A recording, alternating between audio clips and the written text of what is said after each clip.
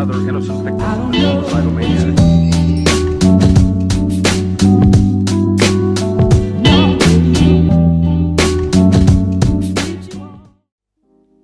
Bonjour à tous et bienvenue pour cet épisode numéro 62 du journal de bord.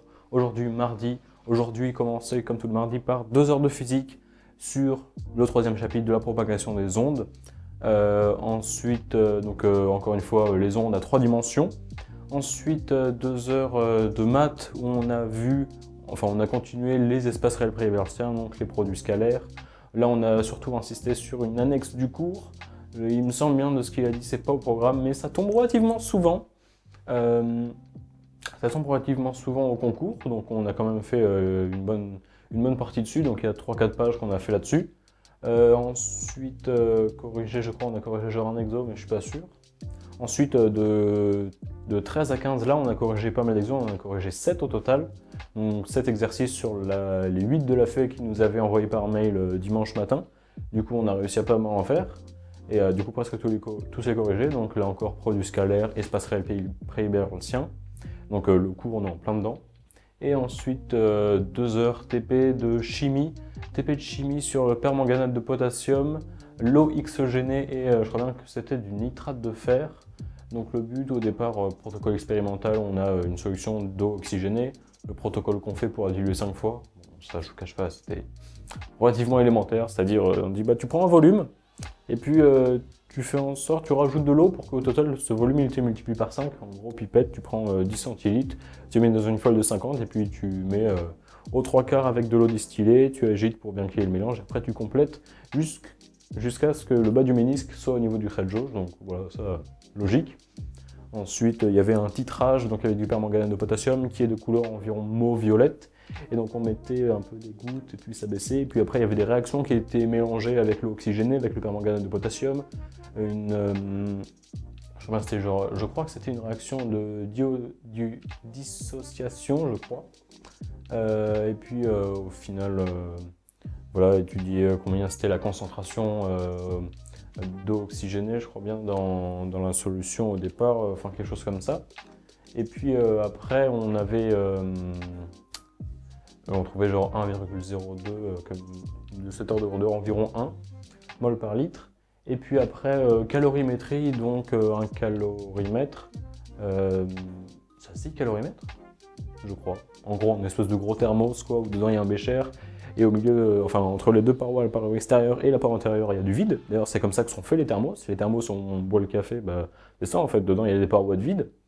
C'est comme ça parce que du coup, en gros, un des meilleurs isolants de température, mieux que l'air, parce que l'air on l'utilise, ou même de l'argon parfois dans les doubles vitrages, bah, il y a mieux que ça, il y a le vide carrément. Et du coup, on utilise du vide ou alors très peu de matière entre les deux plaques des thermos par exemple.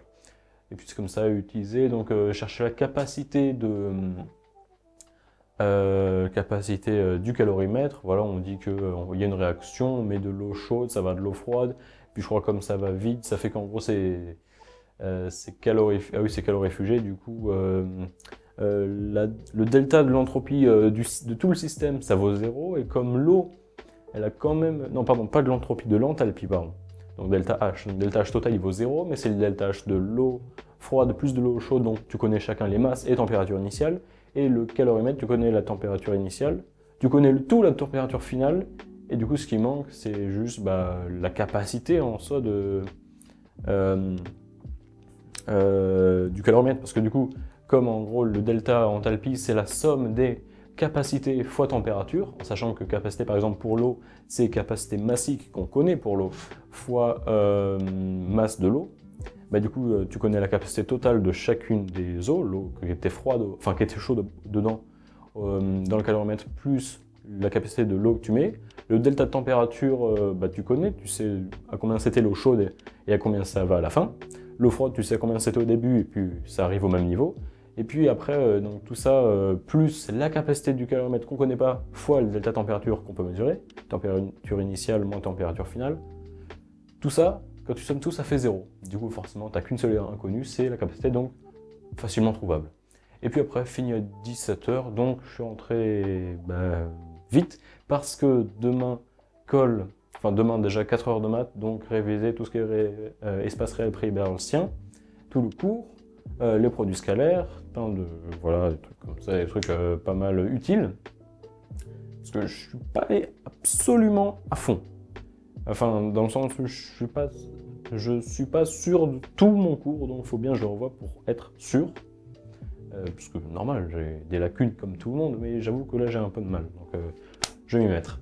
Et puis aussi l'après-midi, pas d'ESI, par contre j'ai 4 heures pour réviser parce que à 16h, j'ai d'anglais, colle d'anglais, et puis après de 18 à 19, colle de physique sur ondes et diffusion de matière, en sachant que tout tombe au DS et que je suis pas à 100% prêt. J'ai des lacunes, mais je vois tout le cours et tout, je comprends les exercices, je comprends le cours, je vois comment ça marche.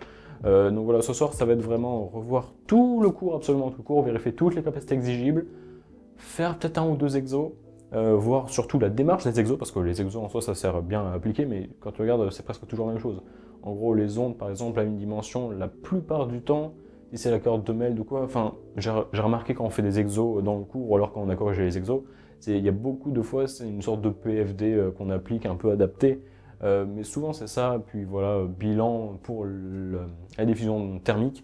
Donc voilà, c'est revoir en gros ce qui revient souvent, et savoir bien l'appliquer, puis ça devrait être bon. Et puis voilà, sur ce, je vous dis à la prochaine, à plus.